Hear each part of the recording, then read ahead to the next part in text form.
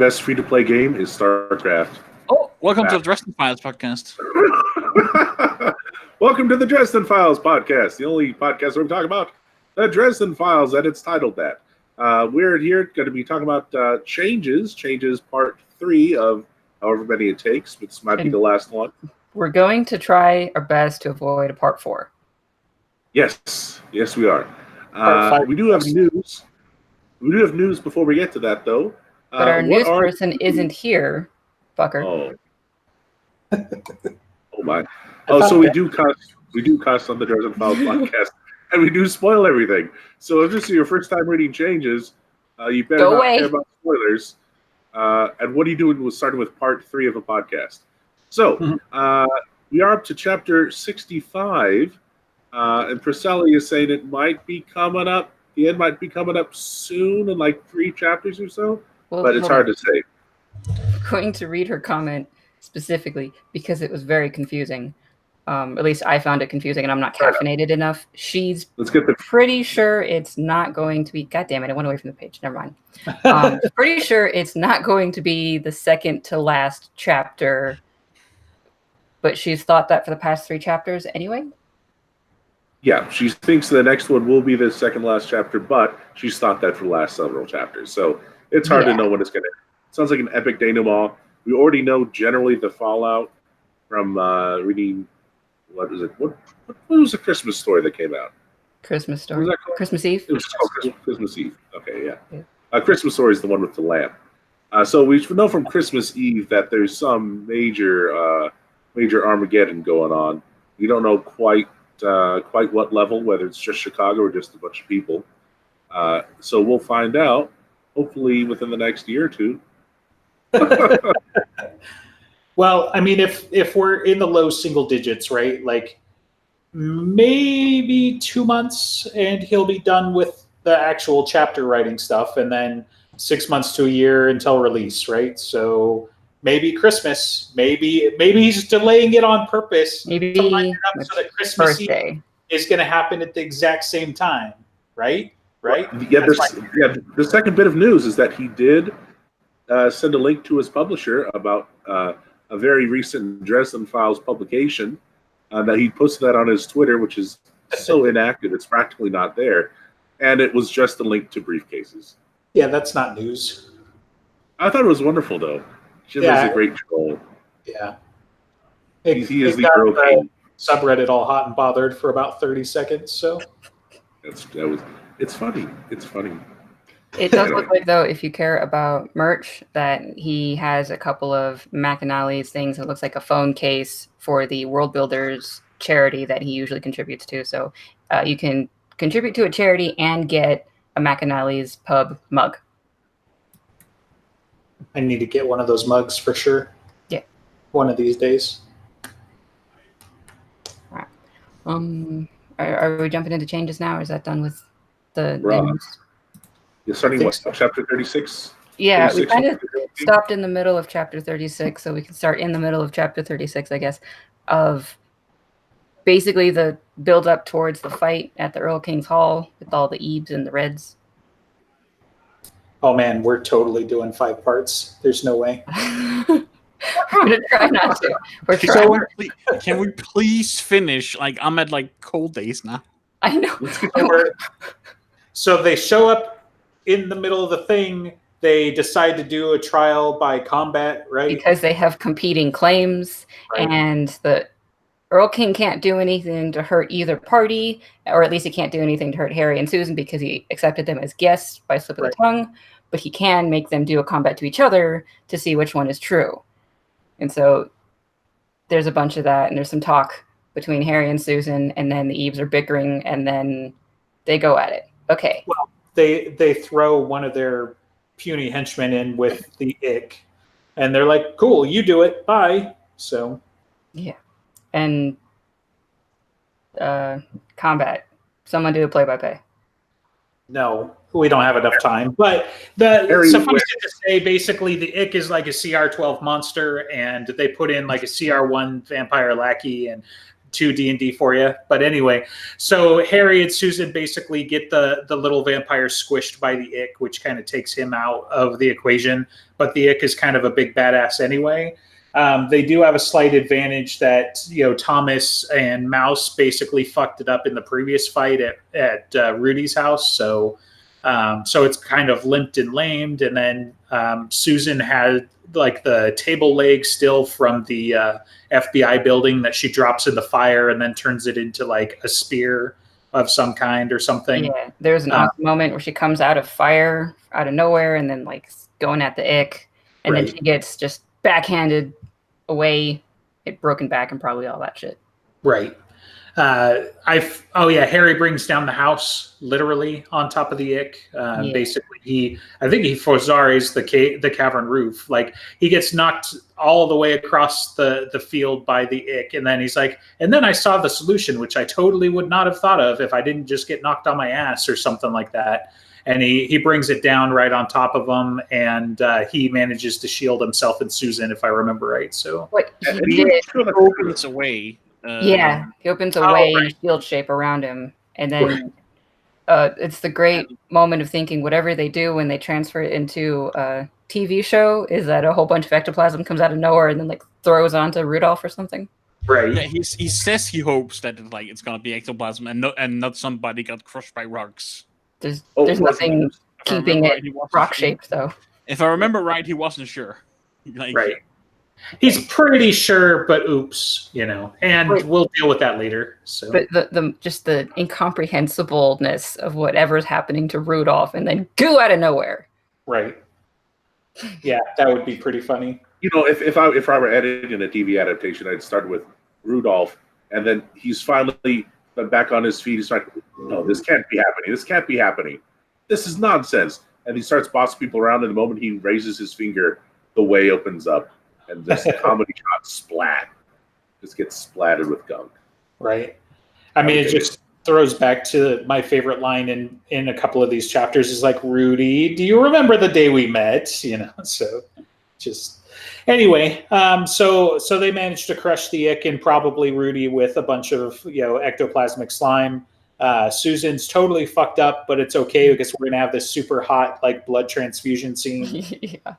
And then we've got the Earl King. He like claps, and then like the goblins have already like grabbed the Ebes and everybody else and drags them away where they're totally murdered and never to be seen again, probably. The Ebes were trying to scram with all the confusion, but they were not able to outwit the goblins, and then they get hauled off. Right. And Susan and Harry go through a way and end up in a Bass Pro Shop, right? Right. Yep. Yeah, because it's hunting and game related. So very on theme. Right. Because the Earl King opened the way and sent them. So that's something I appreciate about this is even though it's still the Earl King's hall they're leaving from, the atmosphere in the hall had changed. It had been, the court of the hunters at rest, and of course that's from FBI headquarters to there, and then it became the Bass Pro Shop because they had just completed a contest, they had just completed a game. It's a nice little touch. I follow you. Okay. I mean, we already know that the opening away is subjective anyway, right? So it could be a whole bunch of different stuff, but I'll allow it. I like it. One thing I do want to point out, since we were talking about him getting knocked on the butt and looking up and seeing how he won, I just want to. That seems like the pattern. Throughout the series, it's only been the last book or two where he's been able to just dispense some incredible ownage and just do pretty well for himself. Generally, he gets knocked on his butt a couple times first, and so that this fight is just a brief version of what's been happening the entire series. Completely outclassed, completely outgunned. Monster's got some wounds, but still dishing damage. But then he gets the new perspective and has that little insight. It's a nice little brief taste of the series as a whole. And maybe I'm just reading too much into it. It's a fight scene. Yeah. Well, it's indicative of Harry, right? Like even from his perspective, and certainly from what we see, he gets lucky more times than he gets good. And so that's why it's kind of funny to see wardens deal with Dark Lord Dresden instead of, Harry Dresden, who can barely pay the bills. Right. But when they get to the Bass Pro Shop, they have that Rip Van Winkle moment of they've lost too much time, even though it only felt like a half an hour to them. It's been like 2 hours or some number of that. So they were 30 minutes past their departure time. Right. Until they go outside and Leah is there. It's like, what the hell were you doing with Earl King? Honestly, child, what possesses you to go visit the hunter at a time like this? Or something like that. Well, and is it now or is it Murphy tells them about, like time zones and shit like that? Because they kind of deal with that, right? It's like, it's not like this is happening at midnight Greenwich time or something. Susan says that, yeah, it's not like it's set up on Greenwich Mean Time. Yeah. They're doing it based on the stars. These are ancient people. They don't give a shit about time zones. Right. But Harry is like, well, they could also do it half an hour before midnight and we're even more late. Right. He doesn't say that. Right. Yeah, since holding on to that doesn't exactly help you any, so might as well go do it anyway. I mean, at the worst part, they're going to show up. They're going to be the Revengers, and they're just going to kill everybody anyway. So yeah. Well, and the fact that Harry's still alive, right? That probably should have occurred to him.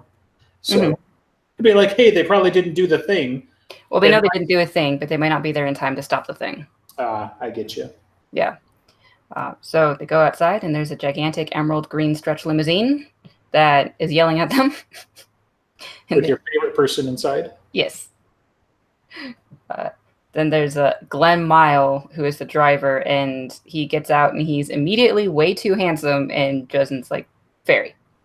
No. Because the emerald green limousine did not tip it off. Yeah. So. For the insane driving.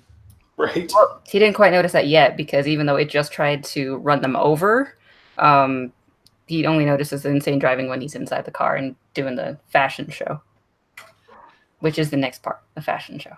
Right. Yeah, let's play dress up, so. Yeah, and the line of, no, I don't do hats. Right. Even though it's literally necessary, or it would have been necessary for him to actually win. This would prevent him from being subject to the will of the Lords of Outer Night.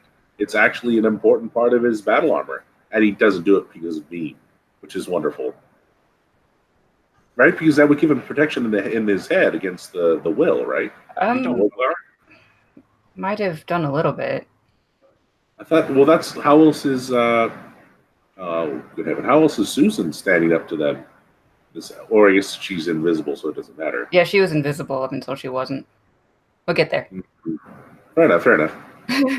But I do appreciate that when Leah does say paying a visit to the hunter, she actually calls it a social call. Like she's completely read in on the way Harry got through that situation in the loophole, him being a visitor and a guest.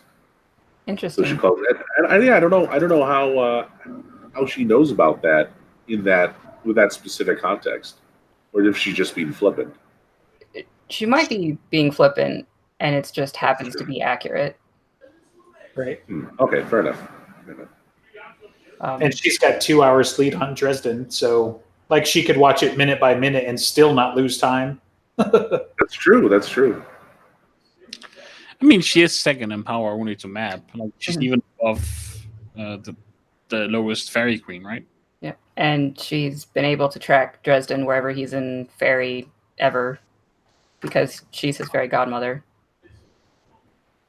Right. Makes sense.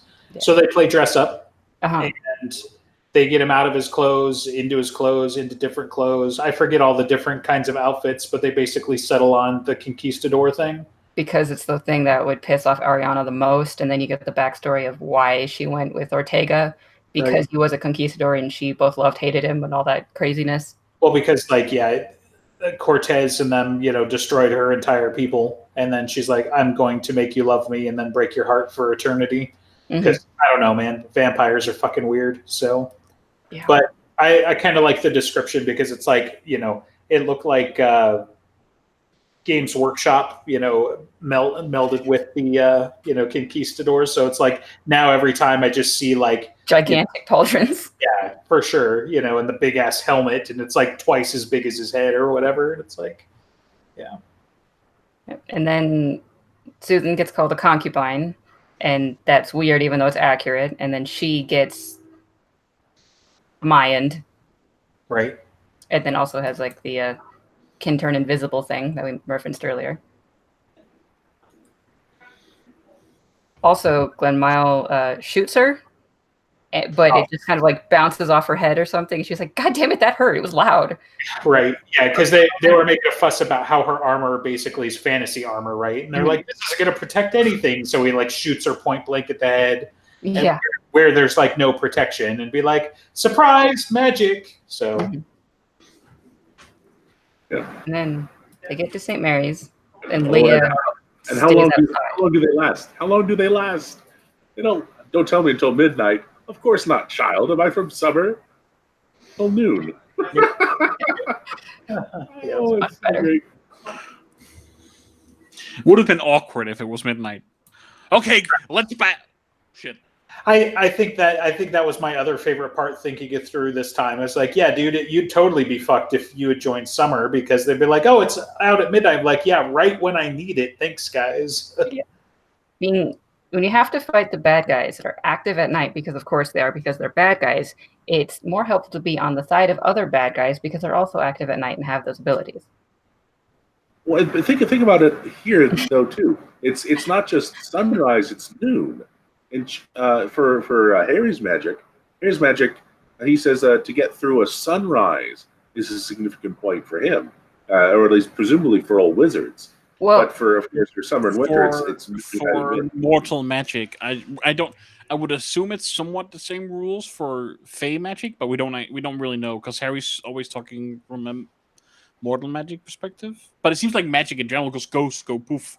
Not necessarily mortal magic. Yeah, the sunrise is a cleansing effect, and so it'll reset in some portion what's already there. But because the enchantment is going until the strike of noon, it might not be affected by sunrise because it's on different constraints. Or maybe it is, but he's not fighting during sunrise, so we don't know. Right. Fair enough. So they get to St. Mary's. Mm-hmm. Yes. And Sonia says, sometimes I just love this job because he gets to gawk at Susan. Yes.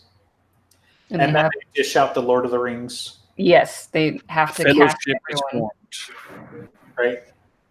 Mouse is Gimli, the most important one. So short and stout. And Harry.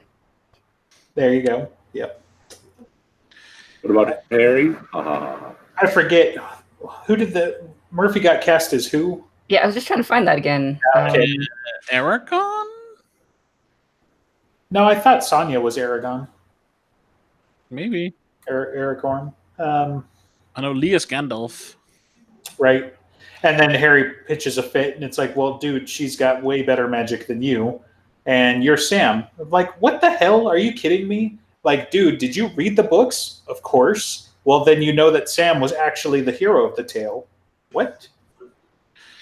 Who gets Frodo?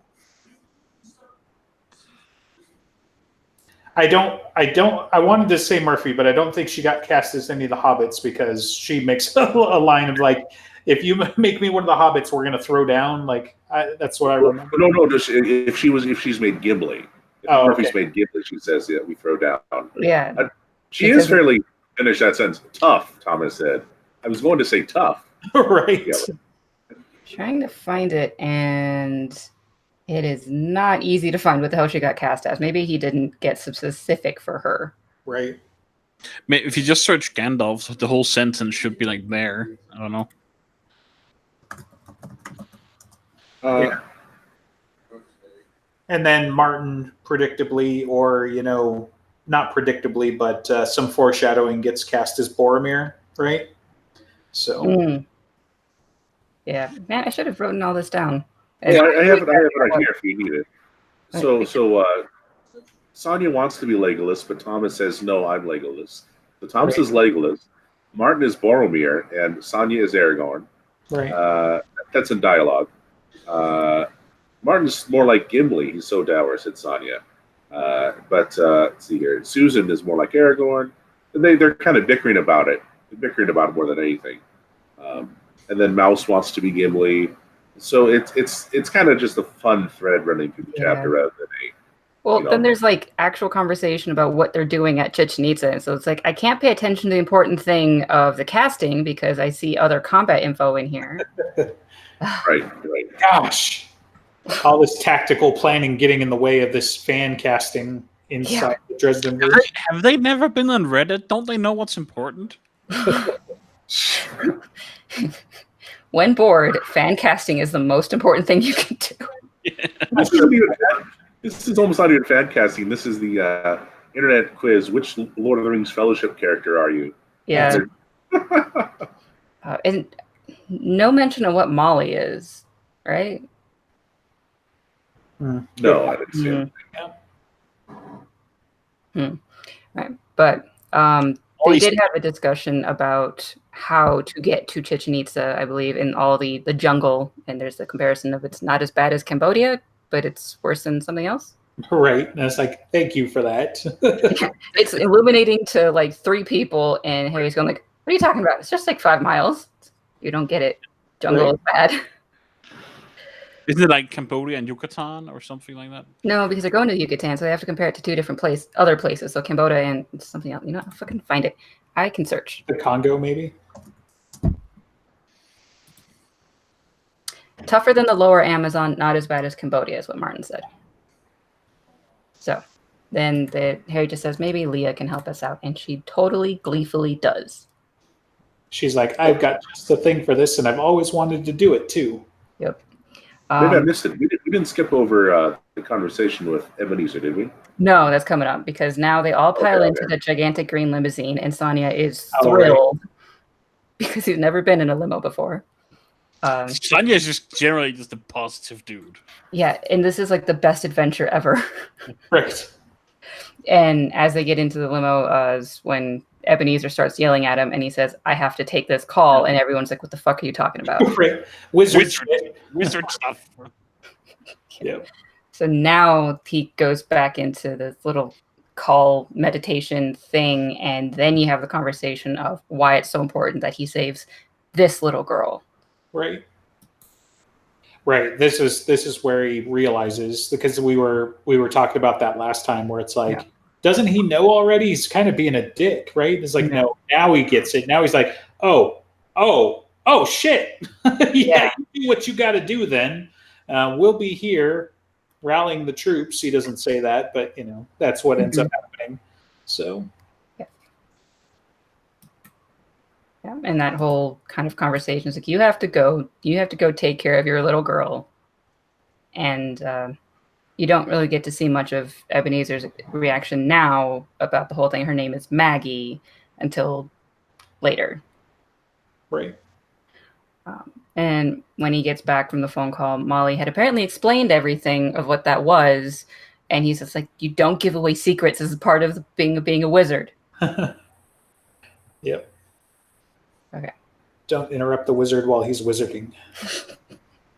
What is it? Russia wizard, Russian miracle worker, you get lots of miracles. Right.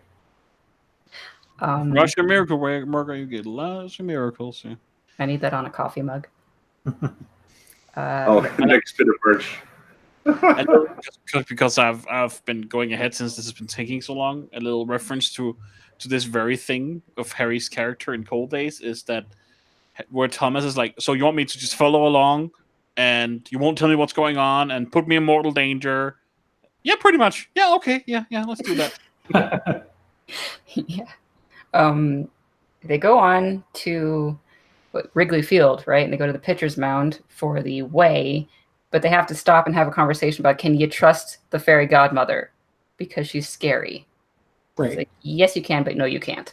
She's our scary fairy godmother, and you can trust her to leave your ass if you get in trouble, and you can trust her to tempt you, and you can trust her to murder as many of the other people as possible. So, and then I love the moment when she says, when he's saying if you can't really trust her, or you can trust her to be exactly as vicious as she always is. Right. Susan says something, do you have no shame about it? And she says, shame, child, is for those who fail to live up to the ideal for what they believe they should be. It was shame that drove me to my queen to beseech her aid. Right. I don't know, the same thing that happens to Leah with and all this Cat Sith of like they're fighting the nemesis because they want to be what they are. They want to stay what they are as a she, because that is what they are. Right. I love that. But that, and I mean, in Cat Sith's case, he was under a compulsion. Like he was just under two compulsions. Is the difference? Yes, right? but literally he was fighting one of them.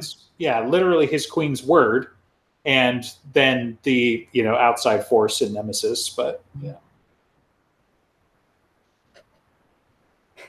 Molly says something like, okay, upgraded to spooky crazy death she lady. And Leah says, we should talk when this is over. Right. No.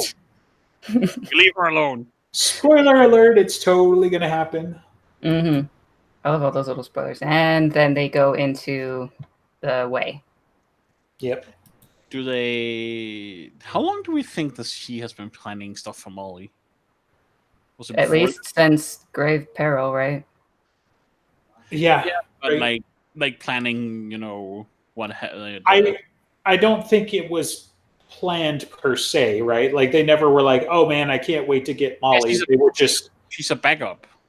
But they were kind of like keeping her warm, so to speak, So right. So there's Grave Peril when she's mentioned. There's Proven Guilty where she's stolen and then gets tied to Dresden. And then as Dresden becomes more fairy inclined, and then Ghost Story is the biggest catalyst, essentially, of what they can actually get a hold of her. Right. I don't know. It's definitely been in motion for several years. In Grave Peril, that's where where she's like, can I have your firstborn? Right. Mm-hmm. But that for the sword. So I mean, for all we know about the Dresdenverse, each individual has free will, and I don't think a dad can give away his daughter. Oh, he probably totally could. Where the fairies are concerned, mm-hmm. Absolutely. Yeah, so just a, selling of a mortgage of guardianship. Right. Well, that's exactly. And then they would try to convince them as they're raising the child that the child had no opportunity to do otherwise than what they said, even though the child did. They would just deceive without lying. If you really want to get complicated, right? So Michael gives her to the fairies. The fairies turn her into a murder hobo. What happens to her soul? And that's kind of what we're dealing with now, right? But even more so as a child, right? Because it wasn't her choice to ever do that, right? So, like, what happens in that case? Yeah, Dresden Files. We could probably do a whole episode on that. A Knight of the Cross that comes and tries to save her soul. That's same Knight of the Cross that gave her up? Or Sonya. I'm just saying, like, if for some reason Michael did that to get the sword back, which I don't think he ever would have, right? But if somebody had done that, what happens to that child? So, well, I think the same thing is kind of what's going on with Skin Game, right? That's what Uriel was trying to do. His grand plan of having a moment to sway all of the minions of Nicodemus. It's like that those kids, when they grow up, they don't have a choice, and that's just what they're indoctrinated as. But Uriel and others are trying to give them a moment of making a choice. Interesting. Yeah, because otherwise, the normal thing for them will be just as Nab says to Harry at the end of Ghost Story, "You are mine, and all that," right? And it takes that moment of Uriel to say she can never force you to do other than what she can never force your will. It's funny though, because it's I guess this is a perspective thing. And she's like, "You're mine, I have you," and like she can't lie. She believes this. But then Uriel's like, you always have free will. Mm-hmm. Right. That's a pretty special case for Uriel too, though, right? Because he's balancing the other thing which pushed Dresden. Well, I was more using it as an example of what would happen to a child raised by fairies. They would just get that all the time, right? And so there would need to be some kind of Knight of the Cross, even not a blood relation, right? Some kind of Knight of the Cross or somebody of that of that power or purpose who would, tell these. Well, they're not changelings. In actual fairy lore, they'd be called changelings, I guess. No, they wouldn't. Maybe the child traded for changelings. But yeah, they'd be told. They were given some opportunity to make a real choice when they maybe didn't realize that they had before. They would be. Yeah, sorry. No, go ahead. I was just saying that if you're having a child raised by fairies, it would get that mab lie constantly, and that would be how they're raised. And so I think the director's comparison to the knight or who are the foot soldiers of the Denarians, I think that's the best comparison. And so there would be some kind of counterbalancing thing in the White God's plan to allow for some kind of choice to break in the lives of the children raised by fairies. With the fairies, and she would be the changeling out of mythology in this example. The changelings that we see in Summer Night, even they had it put on them that they have a choice that they can make. That's true. But that's because of their parentage. So Mab cannot force them to choose to become a fairy. She can just encourage them and obfuscate the issue. But even that limitation happens even for someone who has partial fairy blood. Right. So this human child that gets taken would still see things like that structure of that, of all of the ways that they will trick you, they still can't force you to make the choice. I mean, I get it, but it would be extremely damaging to a child, yes. Well, yeah, I was like, I feel like it's, I don't know, overly hopeful or naive or something to say that child has a prayer in resisting, right? Like, find me an instance where it's happened in folklore, practically even, right? Like, I guess you could say like Hansel and Gretel or something along those lines, right? But most kids, like, we could take it even a step further with a proper changeling who was like stolen out of their crib. That kid's going to do whatever the fairies tell him to do because that's all he's ever known. He or she, whatever. That child was raised to do that. I can't imagine, like, yes, sure, freedom of choice and whatever, but like, everything every input says to do this thing. Who cares if it's wrong or bad or broken or whatever? Because it's not like they taught you proper morals along the way, I would imagine. No. So metaphysically speaking, it's. But you would be taught the limitations of what they can actually do. And when the limitations is not being able to say an untruth, then that becomes your weapon. Well, exactly. And in that you are taught from an early age to interpret and to manipulate, saying only true things to get your way, you can start to unravel some of the conditioning that you've been put into at the very least. But I would contend that in the Dresden verse, there is probably some kind of mechanism for allowing the children raised by fairies to make some kind of choice, just as there is with the foot soldiers of the Denarians.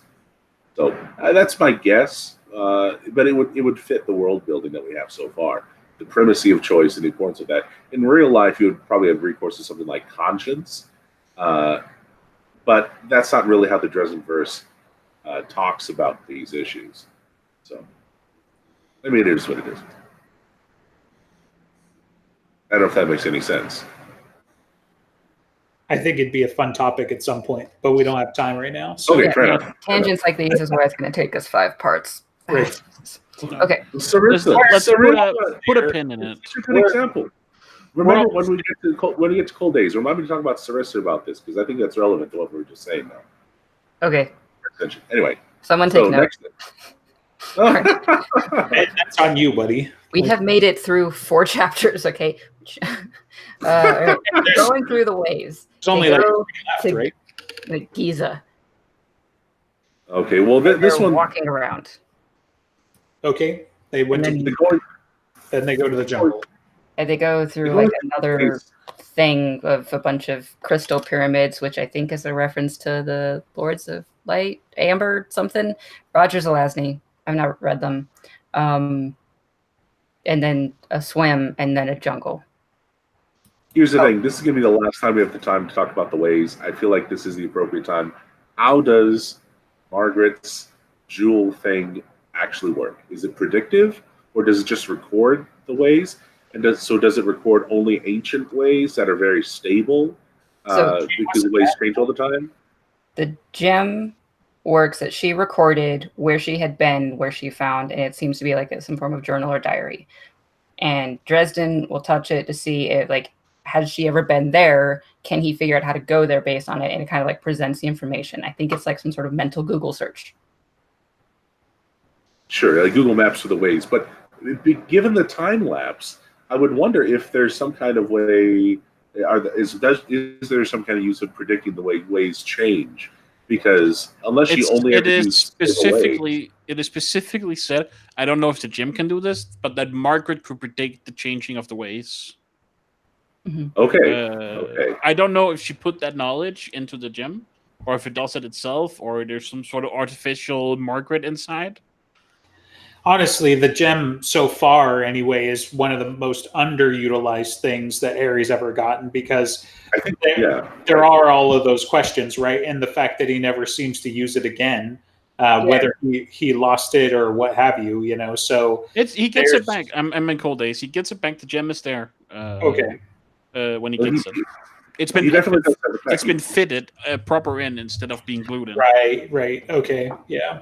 But that was basically a cameo. It hasn't been used. It hasn't been used. Which, I mean, I don't know in skin games when that was like when he should have used it. He didn't find the way. They already had that information. I guess in Cold Days, but I don't even in Cold Days. There's not much reason to use it. I don't see a reason where he's like, unless you could skip around town faster. But I mean, I think you could kind of wonder why didn't he use it to get to the island at the end when he needed to get to the island. You don't want to go on the other side. It's his island. At the other side, it's bad. But it's his island. I don't know what's on the other side, but Nicodemus says it's bad. The gatekeeper says it's bad. It's we know what's beneath the island. Yeah, it's gotta be bad. It inspired Harry to name it Demon Reach. Like, yeah. That was not Harry's idea to call it Demon Reach. That's just its name, or that's just appropriate. So it's bad. Right. This is a conversation for Cold Days. Yeah. We're in the middle of changes. Yes, Dr. Director. Forgive us. Okay. They get to the jungle. And Martin impersonates a jaguar. Oh, right. Yeah, because everything's like all loud and freaking out because they're there, and then he like growls and they all shut the hell up. Yeah. They're extinct here, but the animals don't know that. Okay, right. Cool. And then Leah turns them all into hounds, and it really hurts. And when Harry is trying to yell at her, it doesn't work because he's barking. Right. But she and Mouse totally understand it anyway. And then Mouse tells him to shut up and sit down. Mouse is alpha dog. Yep. Yeah. I was like, that bitch. Dad, bitch.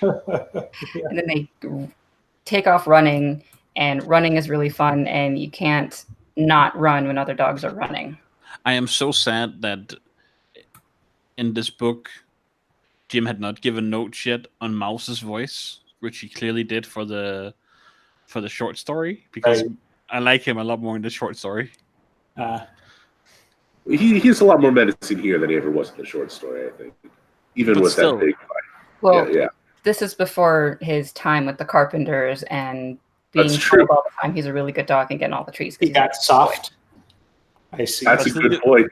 But still, that slight Chinese accent, just the way the way he talks, is like, I just like that more. Well, one thing I want to point out, this is actually one of the first times he's actually referred to as a demon.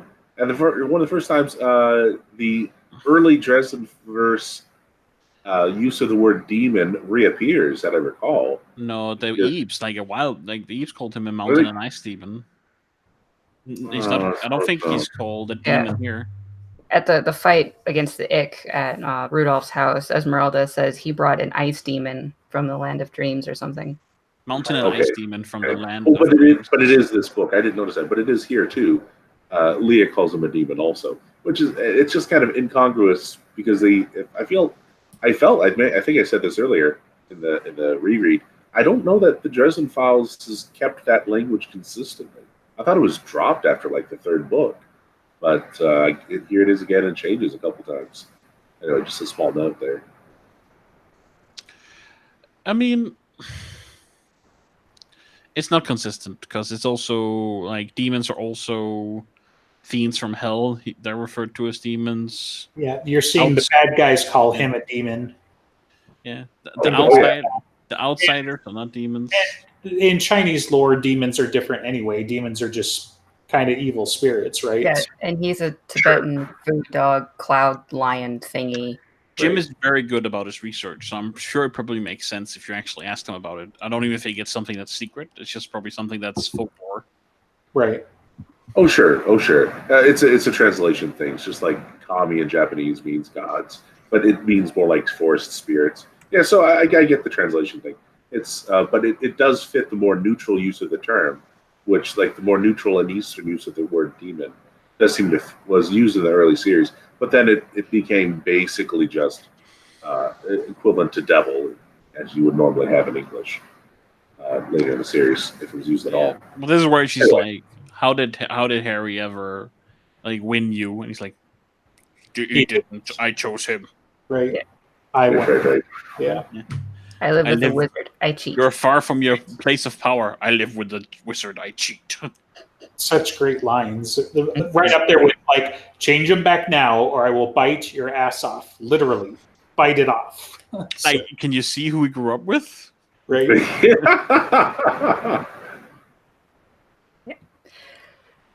And then they are returned, and Harry says, "You don't need to talk to be able to talk about the important things," or something. Right. And then, right. I think some crazy red vampire stumbles on them, and they get into a small fight. No, somebody's trying to escape, right? So it was like a human sacrifice escape. Yeah. Oh, what happens in the Yucatan stays in the Yucatan. There will be no jokes about sniffing butts or chasing tails. Right. And then they have this plan, and it gets ruined by the first engagement with the enemy. Yep. A good little note about this whole trek is that everybody was more prepared than Harry. Yes. Right. Everybody had rope. Everybody had water. Right. I mean, to be fair, he did spend the last couple hours in real mortal time, like fighting in the Earl King's lair. So, yeah. A note about like everything here. Harry's power levels is actually, even though it's not really mentioned, but he reflects on that in Cold Days. Everything here from the point where he gets the Winter Night Mantle, he's all souped up now. Yep. Because this is knowing that they're surrounded. He's like, I need Molly, and then theater happens, and he starts doing the like gravity thing here, I think. Which honestly, so the gravity thing's not even necessarily the Winter Night thing. I mean, First of all, we saw it happen on It's My Birthday Too, and it was just a much smaller scale because what he did here was he tapped into a ley line. So, there's like an earth magic ley line here, and he basically just, pulls gravity out of like a 5-mile radius or something like that and focuses it down into a couple of 100 feet and just smashes the entire battlefield. Actually, I think it was slightly different. I think he does the freezing everyone into a block of ice and tells Martin to, 1 bullet each or something, and then the gravity happened. Oh, okay. It all happened in waves, but they're just cannon fodder. They don't really matter. Right. Well, these guys hunting were probably like regular dudes, they were like the guards, right? Whereas, yeah, you're right, the trash mobs is later, so. I was just about to say, I want to be the first one to say trash mobs. This is the first time. Isn't this the first time in the series? Or is there any other time in the series where Harry just cleans up a mob of enemies like this? No. It's 1-on-1 or 1-on-3 or something like that. Maybe a couple of rules in the hallway. It's pretty rare he's been put in situations where it's like a gigantic horde. The closest thing was a lot of ghouls, of the big ghouls, but even then it wasn't like hundreds. It was, 10s, 50s maybe, I don't know, something like that. That's the biggest thing he's been, like, number-wise, he's been up against before. Yeah. There's not many situations where he's just like dealing with a whole bunch of cannon fodder. As the series goes, the bad guys get more powerful, instead of just more numerous. I really think this is the only time. I guess on the island they were quite numerous, but he also had like an army. Right. Well, it's also like, think about it, right? Like we're talking about the scales are all wrong. Like maybe he's fought some thugs and whatever, right? But it's usually his people taking those kinds of things out, right? Because I'm thinking like the airport, Michael took out the thugs. I mean, he totally ganked that guy through a steel door with Amarachius at one point. The only other time we have something quite on the scale is like Summer Night. At least before now, like obviously we have the Cold Days thing. Those things in the train station, there was also a lot of them. The Hobbs. Yeah. But he doesn't. I mean, he just kind of keeps them at bay, right? He doesn't. Really, Michael dealt with most of the Hobbs, and Harry went and dealt with Tiny. Right. Yeah. It's true. So Harry's the glass cannon DPS character. He'll hit the big guys. So that does seem. It's nice. It's nice to see it branch out to that kind of show and moment where the character's leveled up enough that the normal thugs aren't a threat anymore. So you can just wipe them clean with some ownage. But then he, of course, it almost immediately gets to the duel. Actually, a bit of conversation with the Red King, and then the duel, right? Adriana? Yeah. But you want to talk more about the stuff in the middle first? Well, I mean, the priestess slave, what's her name? She comes over, and there's the temple virgin or something line is going on. I'm trying to find it. So Harry yells out a gigantic challenge to Ariana. And that challenge needs to be met, or at least responded to. And then Alamaya comes by and offers herself as a token of peace for the Red King, kind of like, come talk. And he goes and talks to the Red King, and he's all civil. And, oh, yes, let's all just get along. And you're totally not my puppet right now. Do with me as you will. I am a gift to you from the great Lord. Said, oh, how thoughtful, Leah said. You hardly ever meet anyone that polite these days. May I? Oh, Leah's great. Would you say Leah's your favorite character, Alex? Yes, I would. I like sarcasm, but I have a personal favorite about characters who don't have sarcasm at all. Like Drax from Guardians of the Galaxy. It's a treat. Just light up whenever you quote Leah. It's just fun and vicious and lovely. She's just in this insane malice. She's the Joker. I love it. But she's so happy about it. The Joker. Joker's pretty happy about it's pretty good. Okay, so then we have... they start walking up Chichén Itzá, and I'm pretty sure his description of how Chichén Itzá looks is really wrong, because I think he says 13 levels of the ziggurat. I think it only has 6 or 7. So really? Yeah, I think the real Chichén Itzá is shorter than how he describes it in this chapter, because there has to be 13 levels of all of the... Of course it does. It just has to, because that's the number that he got stuck to, of the Jaguar Warriors, and then up to the Lords of Outer Night and stuff. And he's thinking about the math as they're going up the steps. But pretty sure the real Chichén Itzá only has 6 or 7. I will accept that as a creative difference. It has 8, and then the building okay. up. Okay, but I don't care, because his version is cooler. It's an alternate reality where they build Chichén Itzá with 13. Yes. So there. Or maybe our reality just has 6 underneath the ground. I was gonna say they're buried, hidden. Hidden. So they dig them up, and then when they leave, they bury it again. I mean, they just hide it from the tourists. They're all powerful in that area. Anyway, I'm wasting time. I'm sorry. Yeah. So they are surrounded by bad guys, and everything smells like blood, because they've been killing a whole bunch of people on the altar for hours.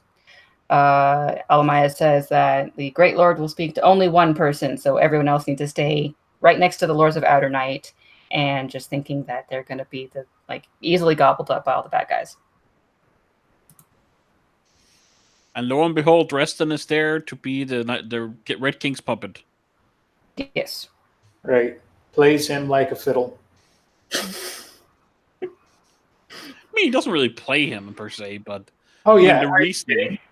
He pretends that he doesn't understand the language so that he can fuck him like 3 ways. Yeah, that's true. And he's probably running a con on Ariana as well. So, but as it was pointed out by one of our lovely contributors from behind, that because he can understand English, the little show of losing it and being that blood addict might also be wrong, or like theater. And what was the intention of that? Right. I mean, it gets Harry to do his dirty work, right? Like, yeah. The intention was exactly what happened, I would imagine. So, I mean, if it's not true that he's a blood addict, and then basically all the reasoning Harry makes that why the war didn't, like why the war was so weird, and why she wants to overthrow him, and I'm gonna choose to believe that part is true, because otherwise a lot of it just falls apart. And whatever, like, because if he is putting on that act for the Lords of Outer Night, very weird things that don't really get to be explained.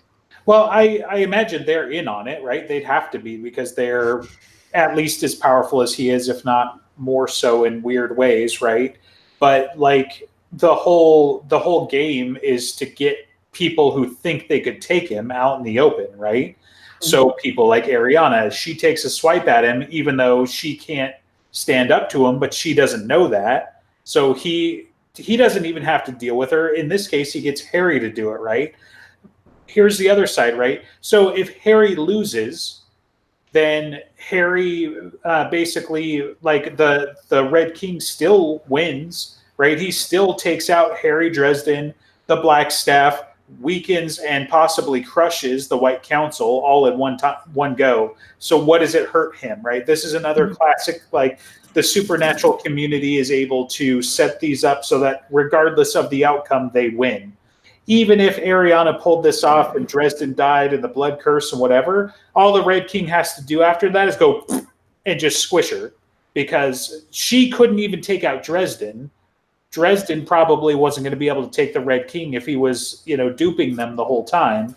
So, he'd probably either Ariana would just be like, he would have to arrange it into a way where it somehow still feeds his purpose, or he'd just get her squished off the side, right? Like his Lord's Outer Night, just be like, yeah, cool, good job, Ariana. Just dispose of the body, like just kill her. They're bad guys. Like he's not going to keep her around. So. Yeah, I mean, one thing that I don't think you implied that the Lords of Outer Night are more powerful than the Red King, and I'm pretty sure he made them.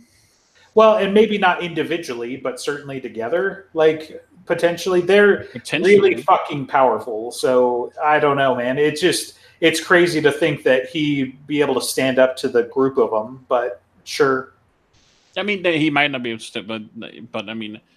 He is like the father of, like, we don't know what his like where he came from, but he is the original, right? Basically. Sure.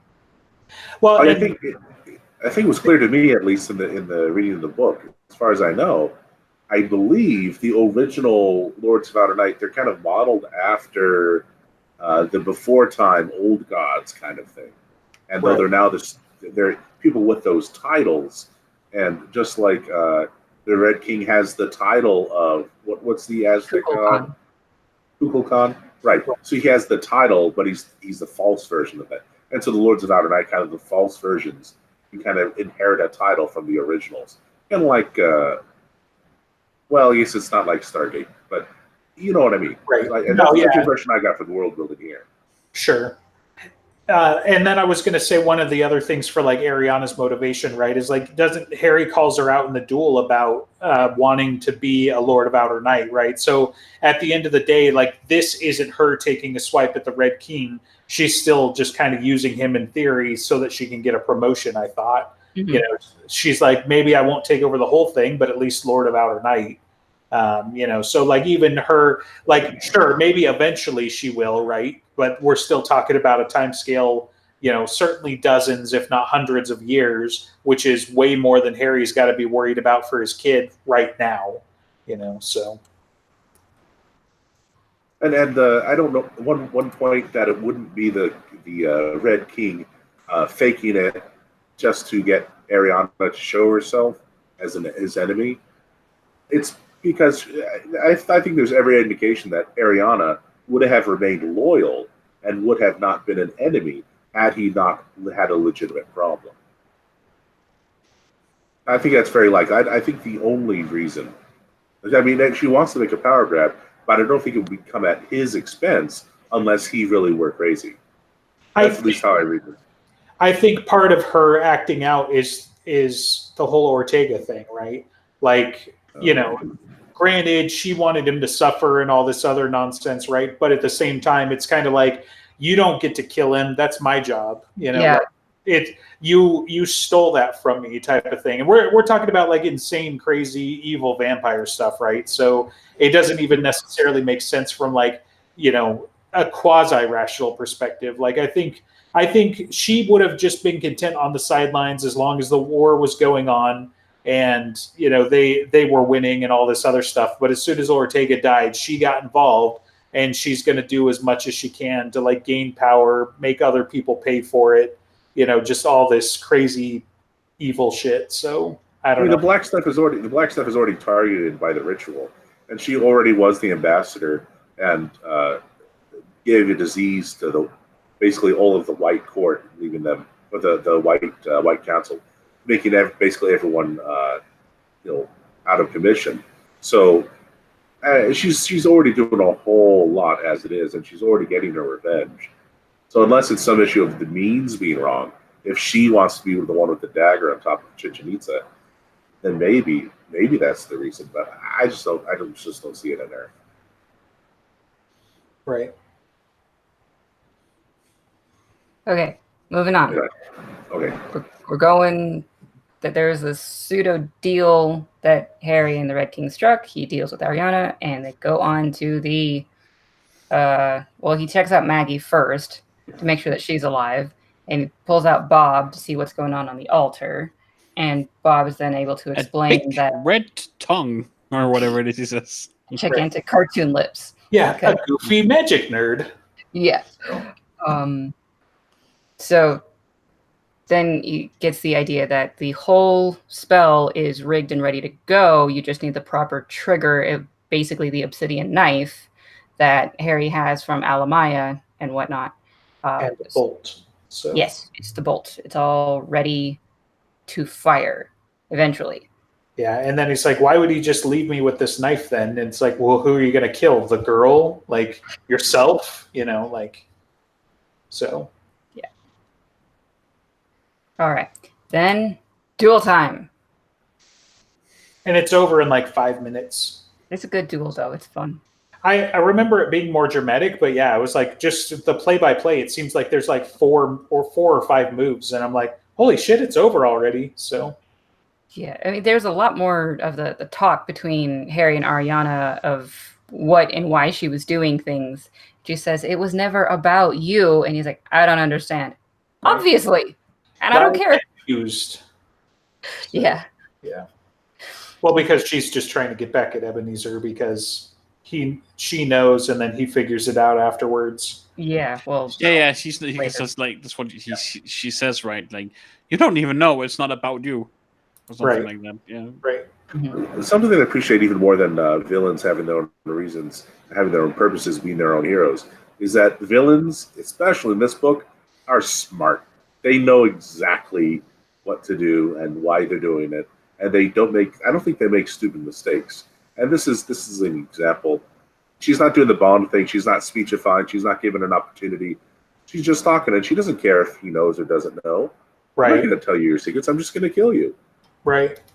Yeah, where she gets screwed, right, is because the Red King basically is like, yep, you're going to duel, but you're going to duel through energy, and they're like, wait a minute. And it's like, ha, you got this, Right. Go dressed in magic only. You got this, boy. Woo. So the Red King is being perfectly honest and being perfectly cunning and devious, which is perfect. You don't want stupid mistakes by villains. That's what makes the ending so satisfying. Spoilers.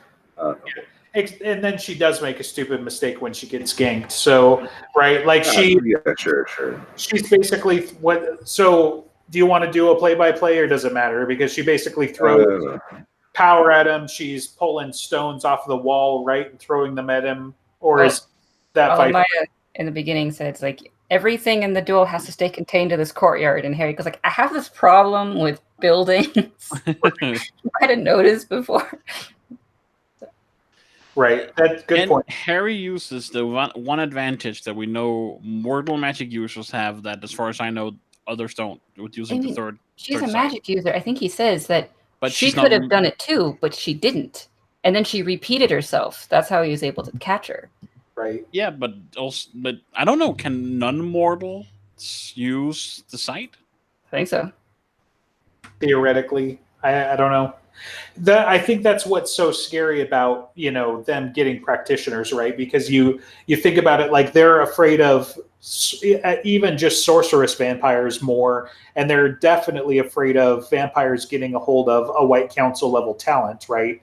And that's why the Battle of Sicily was such a big deal, where they had kidnapped some of the wizards and whatnot. Well, I think one of the things about mortals is they're the ones that can call the outsiders. It's like that for some reason has to be mortals, right? At least in everything that he's described so far. But I think any practitioner has access to the site, right? So well, and I mean, come on, they could even do it with Third Eye if that's a thing, right? So it's not that big of a deal comparatively, but yeah. So, but yeah, she doesn't use it, and then like you said, she makes the same stupid tactic where like even Dresden's like, "Wow, you're retarded!" Like, yeah, you don't try to do the same thing twice. But it is also really cool that he has the mist, and then he just makes it really spiky ice and impales her. You can, like, see her insides and stuff. Yeah, it's such a great moment because he moves forward, so he's out of position where she expected. He's in the mist. She has no idea where he's at, which is, again, stupid because the site, or she's a vampire, or there's only so many places he could be. And then, yeah, he's like, in Frigga Fazari, and just be like, yep, that's Dresden thinking like Dresden, just, I'm going to do some ice, and I'm going to do some force, and then I'm going to have vampire kebabs, so... Yep. And then the Red King totally honors his word. Like a frost spell, right? I don't think so. Say again? Has he ever used like a frost spell before this? Any other time where I remember him doing something with ice? Yeah, I mean, with the cannon fodder, he froze in the jungle. Yeah, okay, so second time. But this is like a winter mantle thing that he is not really realizing he's using. Right. He never used any ice magic before having the mantle. Yeah. And that's what's kind of interesting to me too, is like he did. Proven guilty because the scarecrow or the pumpkin head was chasing after them. He used fire magic and uses heat around the water. It's the same thing he did in White Knight, right? Where he hits his head, they're running over water. I don't remember. Well, in White Knight, he does the same thing to get away from. Yeah, so he makes ice, but through thermal dynamics instead of through magic directly, But yeah, so it's just kind of crazy because he like instinctively does it, like he's always been doing it, like he doesn't have to practice or anything, and he's got his quasi-Latin phrases and everything. So it's just, I thought that was always kind of interesting. Like, I mean, from like a gameplay perspective, it would totally make sense, right? But from like a lore perspective, it's just kind of like, well, it's kind of weird that he just like wakes up and knows how to do this shit, right? Like, yeah, I mean, the moment I don't remember if we asked him or if someone else did, but Jim answered that basically it was part of the winter mantle package. Sure, but like the mantle has to use the quasi-Latin phrases too, and just because the whole point of that is to protect and insulate your brain from the magical words, like. Right. I think it's so easy because of the mantle, because you started thinking, wanting to freeze people. When Rudolph starts pissing him off in the FBI building, all of a sudden he was like, I want to make him an icicle, and that's not normal. Gotcha. So it's super easy, but then it just goes into his normal pattern of quasi-Latin phrases and whatever he's going to translate it into. Fair. So then the Red King totally keeps his word. Because he didn't say a goddamn thing earlier. And they ride off into the sunset. Ariana's death, like cattle. You're all cattle. Just can't even believe she's like, oh shit, I'm done. Yeah, cows are still dangerous. They'll still stomp you. I know if you tip one over, he could fall on you. Yeah. I like cows with horns.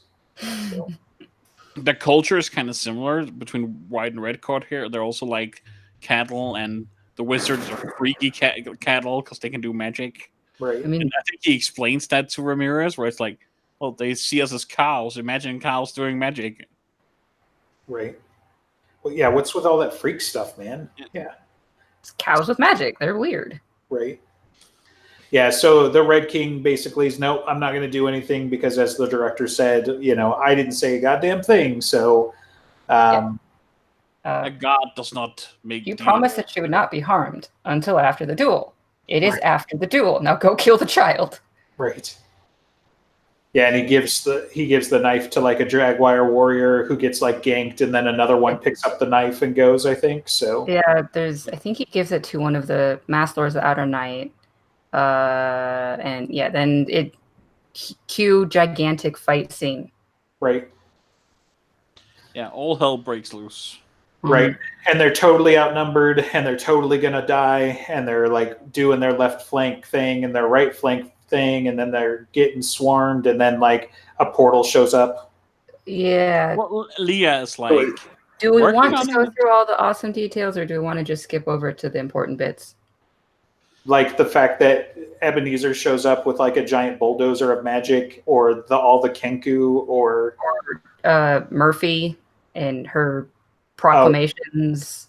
I mean, honestly, I'd read that every time, but yeah, like it's not Murphy. I think I added it to my notes, didn't I? Because it's like, pretenders, false gods. So it's such a great paladin-y thing to say. So yeah, and Bob is running around with her, keeping magic away from her. And he makes her like a little halo, doesn't he? So, like, good. Even like when Harry's like protect, or is that some other book where it's like protect Murphy, and Bob's like, sure, boss, wee. No, it's this one. I'm pretty sure, yeah, because the Lords of Outer Night try to whammy him with mental magic, and he's able to free Bob to help shield them a little bit. So, yeah. And he's having fun running around.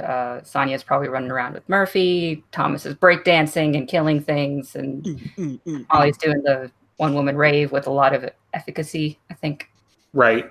And then the Leah summons the Grey Council, basically. Like, she throws some gem or something out, right?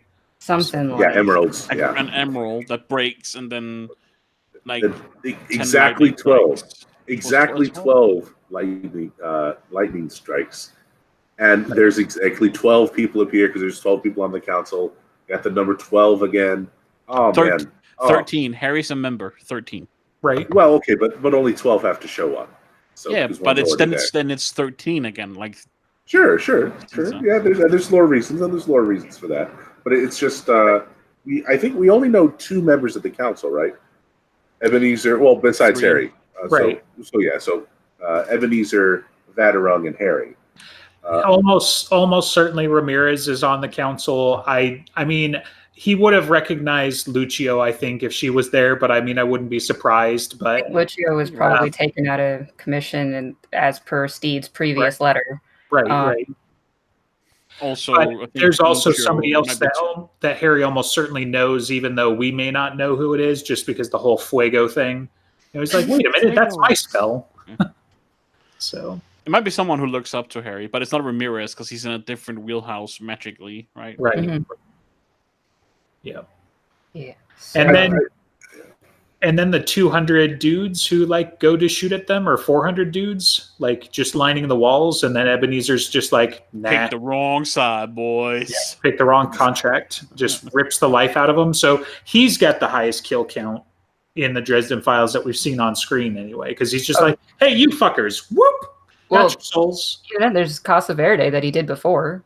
True, but that was only still like 70 dudes, I thought. Like it was an amount, but it didn't break 100 or something. So. But it wasn't so immediate too, which is kind of the thrust of the moment, that he just snuffed out 200 lives snuffed out 200 lives in one instant using the black staff. It's also nice that he's like... And Leah is giddy. Leah is like jumping up and clapping her hands, smiling like it. Yeah, she's having a lot of fun getting her revenge. And this is the first, I think, and only time we actually see the real black staff. Yeah. I like Harry getting like his mentor staff as well. Mm-hmm. It's like... Because he can use it just as well as he could use his own. It's made from the same. Yeah, I like how the whole scene is described. Like, you can feel the magic. Right. More of that. And this black staff thing is like evil and alive, and black veins up the arm. That can't possibly be bad. Right. And then Ebenezer summons the Kenku, and they just show up with samurai swords and start just chopping people. Yeah, and they owed him a favor. One thing is that I'm pretty sure in Japanese mythology they'd be Tengu, not Kenku, so I think they're slightly different, but they are but in D&D they're monsters. Yeah, I believe Kenku are a D&D invention, as near as I've seen. I tried to research that. We talked about this on the show, a year or two ago. Yeah, it's been a while, but yeah, when I did research, like I couldn't find another reference to them before D&D anyway. So, do you guys remember when we did research? We're doing research now. We're going with the primary source. Yeah, I know. The Dresden Files. So that's a good response. Yeah. Okay. All right. Harry summons Leah and runs back up towards the altar. And I think Martin is just kind of hanging around, being unnoticed because he's boring. Right. But there are a couple of moments where, like, it talks about Martin almost gets overrun there and Martin slinks off over here and Martin almost gets shot or something like that. Because I remember noting, like, there were so many fucking close calls where, I think there's one where, like, somebody, like, turns around to shoot or swing their sword or something and he's, like, right in the way. And it's like, for the love of God, if they had just followed through, like, they would have just been done, like... One of the details I missed in basically every reread with this current one is Mab is directly involved in Harry's charge up the tower. I just skipped over that paragraph. Yeah, right. She whispers to him. Mm-hmm. She restores his stamina and things like that. Right. Through the mantle. Yeah. But specifically the frost armor and everything like that. As he charges up. That could also you would see him do that again instinctively in something similar, at least in Cold Days, where Mab is not whispering to him. It could also just be him connecting with that power. It doesn't have to be Mab applying her will. There is specifically we do see him hear her words. He says, "I heard a light voice whispering to me, but I know that my voice, my queen's voice, or something." I took that more metaphorically, personally. That he was like connecting with that power within, and it comes from her. Sure. I wonder what would have happened if he tried to summon her. Mab, I summoned thee. Yeah. Probably really pissed her off, but she would probably also helped out a bit. Right. There's they're getting mobbed, and then Harry says something like, "Go after the dude with the gold mask," and then Murphy just does it, and he didn't expect that. And Sonya goes at the tiny but fierce thing again. Right. It's a lot of mobs. Right. And did you play MMOs? That's an MMO term for sure. This is a dungeon. This is an instance. So I mean, a lot of the rest of the fight is them climbing the tiers, and then they get to the top, and there's like 3 Lords of Outer Night or something like that, and they go to whammy them again. But it turns out that one of them was Leah, right? Because I think this is the time when he mentioned the gold mask. Go after that one because that's a Lord of Outer Night, and then they go past that guy. But when he's up at the altar, he's like, "That mask is familiar," and Right. That's the one that Leah had taken. Right. Yeah, so she kind of like sucker punches him, and then Susan is there, invisible, and but because she has Amarachias, there's also the white light of holiness just kind of coming out of nowhere, right, and confusing the Red King. He's like, all those were all stories, right? Like, this isn't really a thing that could happen, is it? She cut off his hand, and it starts doing the thing from the Adams Family, going up his leg and reattaching itself. Yep. Da, da, da, da. Yep. So then while he's basically distracted and whatever, like Martin just like comes out of nowhere and like double kicks her in the face, right? So and then the Red King's like, "You broke your cover," and he's like, "Well, it seemed like a good time, you know." So Martin, exposition. the voice of practicality, we have missed you. The Fellowship of St. Giles is totally obliterated. We released our strike teams like 2 hours ago or something like that. It's very Ozymandias, you know, like everybody loses. You know, he's not a comic book villain. And And Harry's trying to figure things out, but he's pretty much paralyzed, unable to do anything, except he can repurpose his communication with Elaine to Susan because he knows her very well and intimately and can kind of point her in the right direction. Biblically, yeah. And they're like, "Hey, Susan, you know, how did they find out where the baby was? And how did they find out this? And who did all the things? And who needs just really to die right now?" And then she does. So something I've been wondering about with this moment here, which we'll get into more in Ghost Stories and Cold Days, is did Harry get this retconned by Molly, or is he in denial? Because he does not represent the situation later as it was. Right. What he describes in Skin Game is different.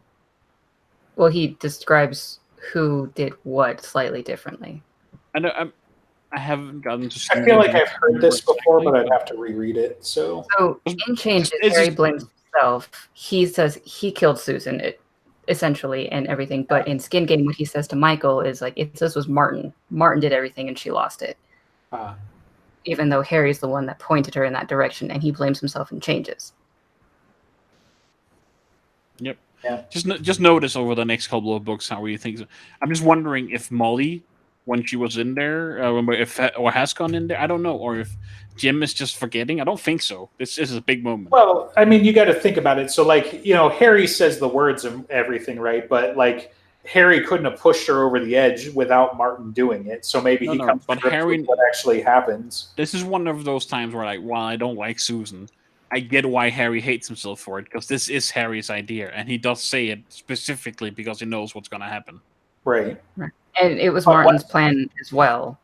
And he flatulates himself for so much, but it seems like over the next couple of books, he like kind of lets this go, or remembers it differently. It's kind of like the crossbow situation, right? Like, he didn't bring the crossbow, he didn't wind up the bolt, he just pointed it, you know.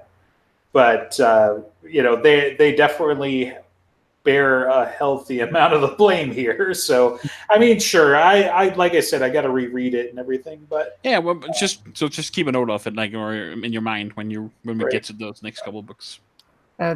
In this exchange, when Harry is paralyzed and he gets Susan to start asking more questions, this is when Martin does the whole exposition thing of why target this girl.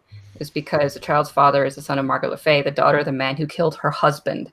By killing Maggie, this way she would have vengeance on the whole line of McCoys/Dresdens. Right. And yeah, Harry can't have much of a visual dramatic response because he's paralyzed. He was stunned. And this is where he makes the decision, and yeah. He gets the soul gaze as well and realizes, while nobody else will ever really know except Harry, that Martin was a double agent. Is that called triple? I put it in as a triple cross, right? Like, he was the Red Court working for St. Giles to double cross them, and then he really somehow wanted the Red Court to die anyway. I feel like that makes it triple. Right. So, at least. gonna go with that. Yeah. But he was originally just the double agent. He was originally just but over the centuries he turned. Right? Oh, sure. But over the centuries, as he was working with the Fellowship, he actually took their side and began to betray his true employer. Kind of took their side. He took the side of at any cost. So, sure. I guess that's another question, right? Did he actually release the strike teams then, or was that just a ploy? I don't think so, because what Hannah Asher said in Skin Game is that during this time, everything was normal until they all died. Gotcha. For her, where she was. Right. Yeah. She wasn't, it's like they're in cells. But if going with his plan that this is a time that they're using the spell to kill the whole Red Court as he wants to, I assume that's just a lie. That there was no strike team. He was just telling the Lord that. To be fair, Martin's very pragmatic, and he doesn't know that it's going to turn out the way he hopes it might turn out. But this is his one gambit. This is his end game. He throws everything at it. Yeah, either way, he knows he's not making it. So, yeah. And again, it kind of goes back to like who is she going to kill in this moment, right? Martin knew he was going to have to be the one that died to make it work, so that she could turn, so that she could be the youngest vampire. So it could have gone either way, right? Like he could have killed Susan to become the youngest vampire and then kill himself, or he lets her kill him and then Harry kills Susan. Right. Either way, he had two people there to be able to make it necessary. Right. Yeah. That's a good point. That would have been an interesting way to do it. And he was asking for his reward, his ascension into being a vampire, so that might have been how he suggested to do it. That's fair. Yeah, so he would have just like thrown himself on the altar and be like, eh. Yeah, something like that. Or explained it to Harry, who then would have wanted to murder him anyway because he just killed Susan. And now in Mirror Mirror, a plot that I want to see is if the world changed in this instant, where it wasn't Susan who died, or if both Susan and Martin died, but Martin was the one who sacrificed himself. Well, in Mirror Mirror, we don't know if Maggie exists. Right. That's true. Well, in Mirror Mirror, it's a grave peril is the switch. I figure they'll do it. I was thinking a Spider-Verse setup for Mirror Mirror. Right. So there's a million different possibilities. But maybe just one. Because in Mirror Mirror, Dresden's totally going to be Red Court anyway, so the White Council's going to be the one that's dead. It's funny. So. Speaking of Mirror Mirror, he actually sets up the premise of Mirror Mirror in Cold Days when he talks to Radarong. They talk about the grandfather paradox, where Radarong explains to him, I think the way it will work is separate timelines. There's a conservation of history. Right. Sure. Spoilers and totally other books. We got 8 minutes before we're like way over. Way over. Yeah. Okay, so who's going to say the words? Who's got the gravitas to make it happen? I did it. I saved the world. Oh, come on. No, you messed it up. Jesus Christ. I don't remember. I'll do it myself. I used the knife. I saved a child. I won a war. God forgive me. All right. That was much better. I'm sorry. I tried to do the whole thing. I can't bring my voice back like that. James Marsters, man. He deserves an Academy Award for that. Yeah, no shit. Such a great... Oh, so good. Such a good performance. I mean, if D&D can win an Emmy for this last season of Game of Thrones, anything's possible. Right. This is why Dresden should be animated and keep Marsters. There you go. He does all the voices. Sorry, hey. James Marsters as James Marsters. They'll save money on talent. Just James. Oh my goodness. You know what? Some fan out there should just get an animation program, take the audiobook, and then give us animated Dresden files through the audiobook. Right. And just use that. That'd be fantastic. All right. Anyways.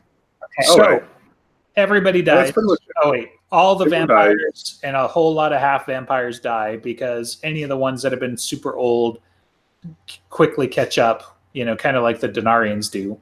Yep. And this creates the Night of Bad Dreams. somehow. Right. Because Because it's still not explained. Right. A plot point that has yet to be resolved as per typical Jim Butcher style. Right. But we set up something in book 2 we're going to see in book 10. Yeah. And as this is happening and the red cord is dying, this is creating a vacuum, and the Fomor are quickly eating all of that up. Right. And in aftermath, you see that Georgia's been kidnapped. Right. Like really quickly, right? Because like Murphy is still like in her party dress, for fuck's sake, right? Like, yeah. Because Billy wasn't even there. So he comes back home like the next day, and then like everything was destroyed, and he knows that Georgia and Andy has been kidnapped. Right.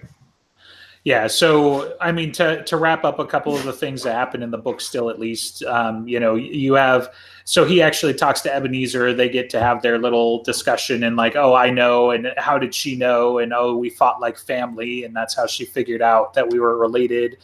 And, you know, you get the little bit of, you know, like truth there with the whole, like, which one's scarier, evil or stupid? And, you know, stupid Haas every time. Yeah.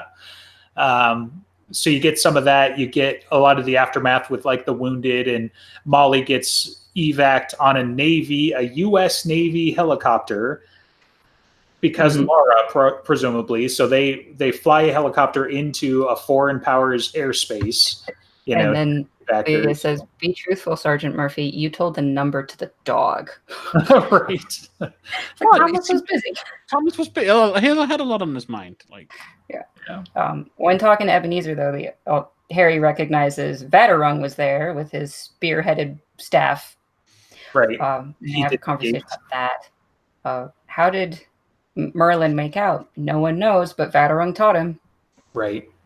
That, and it's like, it was something like, how did you get here or something? It's like, I think our elders ran a game on us, you know, so, and that's Ebenezer saying it. So it's like Leah and Vaterung and, you know, the other powers that be did something. So yeah, I think Harry even is like our elders, like and your elder.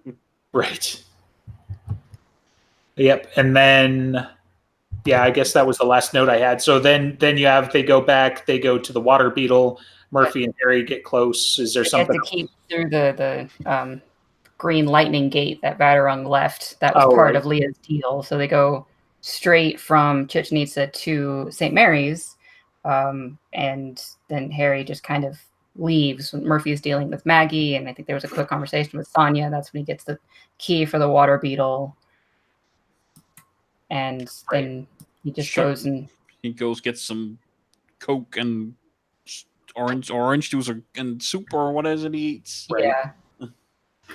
I mean, yeah, he kind of rests, relaxes. You know, they have the whole moment with Murphy. She leaves to go get dolled up because they're totally. Oh, an important thing. His last earthly procession almost like crumples up. Yeah, the duster. Yeah. The duster that Susan gave him in Full Moon is now dead. The thing is tatters. Yep. And then he paints the wall red and goes for a swim. Finally, he gets some rest. I think it's like finally, he can finally, as he falls into water, he talks about how he can finally fall asleep. Yeah, there are other. You know, if only it ended like that. If only it ended like that and not the freaking train. Then the train is the last one.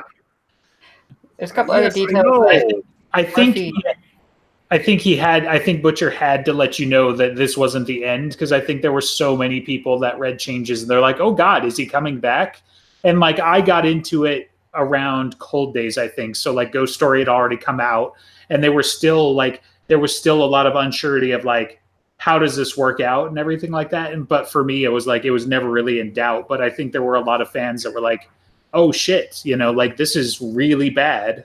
So if he had just left it on a cliffhanger like that for a year, that could have been bad, you know? Yeah, I guess. It's just one of those things. If you have a book series named after a main character, you kill off the main character halfway through, I dig it. I love it. Well, not a lot of people know how many books there's going to be, right? So, like, we do, obviously, but how many of us other fans do? True, that's true. That's true. And apparently, you can just keep running around as a ghost indefinitely. Right. Yeah, as long as you don't use all your memories. But that's for next episode. Are we? Yay, we did. We saved this. We actually finished changes? Is this real life? Yep. 3 parts. Parts 3 and 4. This is parts 3 and 4 of our Dresden Files changes discussion. Yeah. I don't want to end it without the director's approval, though. I mean, we're at the end of the book. So just fucking plug away. Okay, so this has been a production of Broken Jars Podcasting Network. I don't think we're incorporated yet. Yeah, so Broken Jars. We also do other podcasts. There's High Fantasy on hiatus. Go check out the backlog there. We also have Great Scott, which is all about the American version of The Office, starring Michael Scott. The Office. The better version of The Office, starring Michael Scott during all its good seasons. And then we also have, let's see here. Have you guys started that D&D podcast? Yeah, we have. Episode 1 is live. Oh, wonderful, wonderful. What you talk about this last episode? We talked about Session 0. If people know what that is, in like how we do our different Session Zeros, which is basically setting up a game. Sure. So how the characters meet, and how to do the backstory, and how to do the and then we do in each episode. The plan is to do questions from people. So we did some of those, and there was just an introduction of who we are and what the show is about. Pretty legit. Anonymous. What do you figure out the name of the podcast yet? DMs Anonymous. DMs Anonymous. Go and check out DMs Anonymous for some brand new Broken Jars Network content. Also, check out Sim Talk, which is all about professional simulations, a highly professional podcast, nearly as professional as the Dresden Files podcast. And they talk about professional simulations. Yeah, that's pretty much it for podcasts. Thank you for watching. This has been parts 3 and 4 of our changes discussion. 2 hour mega special blowout spectacular. Probably 3 to 4 to 6 weeks we'll have another episode.